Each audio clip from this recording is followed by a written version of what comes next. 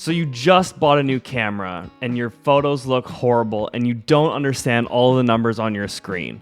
Well, watch this video and I'm going to break it down in the most basic way so that after this video, you can go out and shoot with a little bit more confidence. So cameras have three big settings that you need to focus on. The first one is shutter speed, second one is aperture, and the third is ISO. Now, I want to go over shutter speed first because it is the most important one and the one that you're going to be changing the most often. And it's the most important one when it comes to controlling the sharpness of your image. With these three settings, you're going to notice a trend.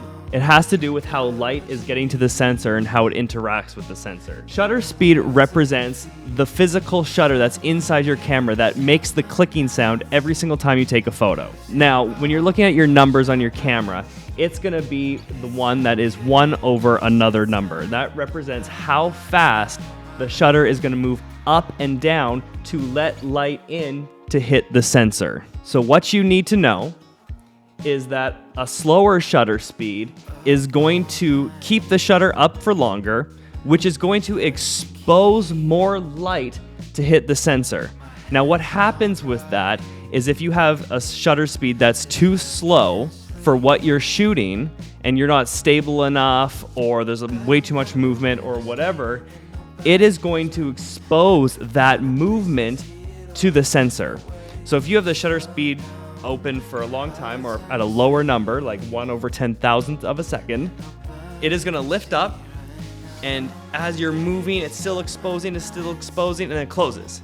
So you're going to look and be like, my photo's so blurry and shaky. Why does it look like that? It's because you need to raise your shutter speed. Make that open and close much faster so it's exposing less. Now, that's going to make your image darker because it's exposing less light to the sensor. So that's why this one is the most important one, because you're constantly going to be changing the shutter speed to let more light in. Most of the time, you're going to be able to stay pretty high if you're shooting midday or during the day. So blurriness of the image may not be a big issue, but if you're shooting on auto, it may be giving you a slow shutter speed and doing other things with the other settings to make it whack. We're going to go on to probably the most basic one, but probably everyone's favorite one when it comes to lenses, and that's aperture. Now, aperture is the most basic one and the one that you're going to have to touch the least. Now, aperture is referring to the aperture blades inside of the lens, otherwise known as f-stop. That's why you see the F in front of these numbers. Now, going back to how this allows light to hit the sensor, with a smaller number, those aperture blades are going to be much more open, which is going to allow a lot more light to travel through the lens to hit the sensor. And what this also does is create an effect that we call bokeh. When you have a lens that is wide open, it's going to create separation between your subject and the background, allowing for a shallow depth of field or blurry background. Now, if you were to go with a really small aperture, which is represented by a bigger number, more of that's gonna be in focus. Now, most of the time, you can rock with a wide open aperture with a smaller number, allowing more light through, allowing you to have the peace of mind that you can just change your shutter speed when it comes to the two in combination. Now, let's talk about ISO. This is the one setting that doesn't control pass-through to the sensor. It controls the sensor directly. And what ISO does is it increases or decreases the sensitivity of the camera sensor. So all cameras have a base ISO of 100.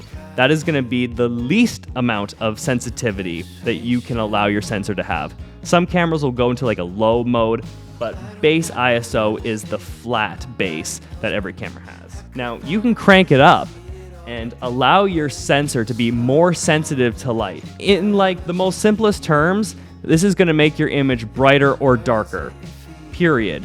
And honestly, with most of the range, if you're being gentle with it, like 800, 1000, 1200, you're not going to have to worry too much. Now, the con with a higher sensitivity of ISO is you're going to be introducing a lot of digital noise.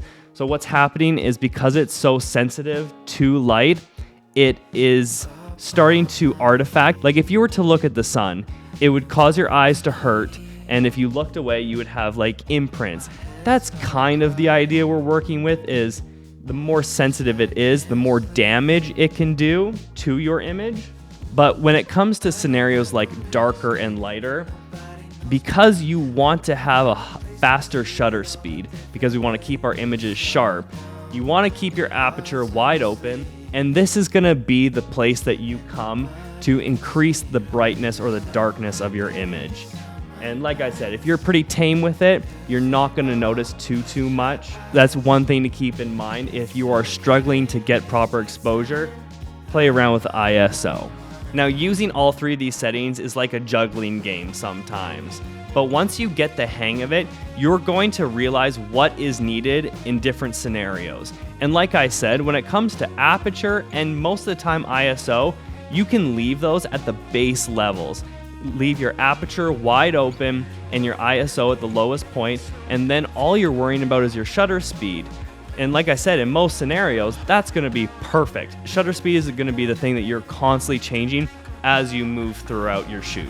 Now, there's a lot more to your camera that we go into, but I'm not going to, because honestly, the only things you need to get going and start creating images that you like are the big three settings. So get comfortable with these, and if you have any questions at all, please reach out to me and DM me. And yeah, I'll see you guys in the next one. Peace.